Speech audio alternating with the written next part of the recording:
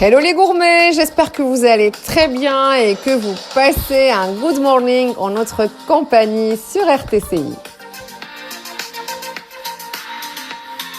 Vous étiez très nombreux à nous suivre dimanche dernier et à réaliser ma recette de moelleux au chocolat et nous en sommes très ravis.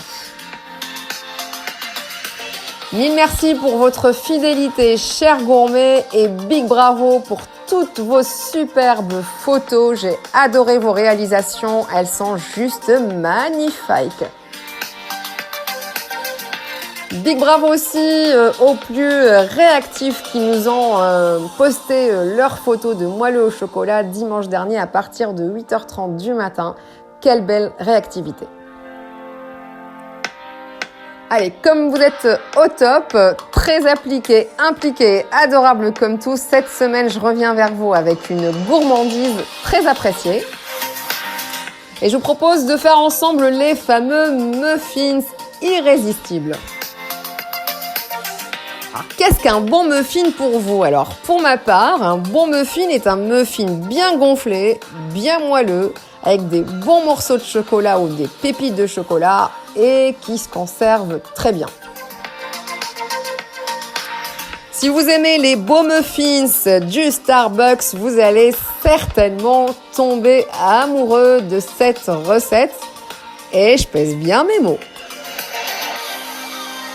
Alors l'avantage de cette recette, c'est qu'elle est très facile et très gourmande. Alors quand je dis facile, pas besoin de sortir votre fouet électrique ni votre robot pâtissier. On se prend pas la tête ce matin, pas de beans en cuisine, on y va mollo mollo. On aura besoin de 2 ustensiles de cuisine pour cette recette, un bol et un fouet manuel. Allez, si comme moi vous adorez les muffins, à vos plumes pour noter la recette. Pour cette recette, il vous faut 160 g de sucre, 2 œufs, 24 centilitres de lait, 190 g de beurre fondu, 400 g de farine, un sachet de levure chimique et 170 g de pépites de chocolat ou de morceaux de chocolat pour un résultat encore plus gourmand. Alors pour la garniture, nous aurons besoin de quelques noisettes entières ou des noix, des morceaux de chocolat ou des pépites de chocolat. La cuisine, c'est comme on aime. Faites-vous plaisir. Pour ma part, j'ai des barres de Mars dans mon placard. Je les ai sorties, je les ai découpées en morceaux, tout simplement. Alors préchauffez le four pour commencer à 220 degrés. Et oui, 220 degrés, c'est pas trop. Faites-moi confiance, je reviendrai tout à l'heure sur les astuces de cuisson. Dans un premier temps, fouettez ensemble les œufs et le sucre jusqu'à ce que le mélange blanchisse. Alors, il faut y mettre un peu d'huile de coude et le tour est joué. Vous y rajouterez le lait puis le beurre en mélangeant bien sûr. Puis incorporez la farine, la levure et enfin les pépites de chocolat. Alors disposez la préparation dans des petits moules en silicone beurré. Vous avez le choix d'utiliser des petits moules en silicone ou bien des caissettes tout simplement. Les garnir. Alors avec les petits morceaux de chocolat, avec les pépites de chocolat ou encore à la sortie du four avec du caramel au beurre salé, c'est tellement gourmand.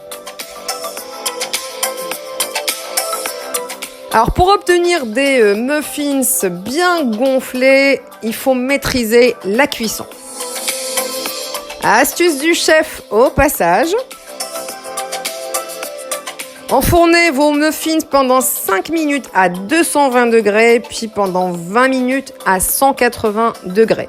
J'insiste et je répète, 5 minutes à 220 degrés, puis 20 minutes à 180 degrés pour obtenir des muffins bien gonflés.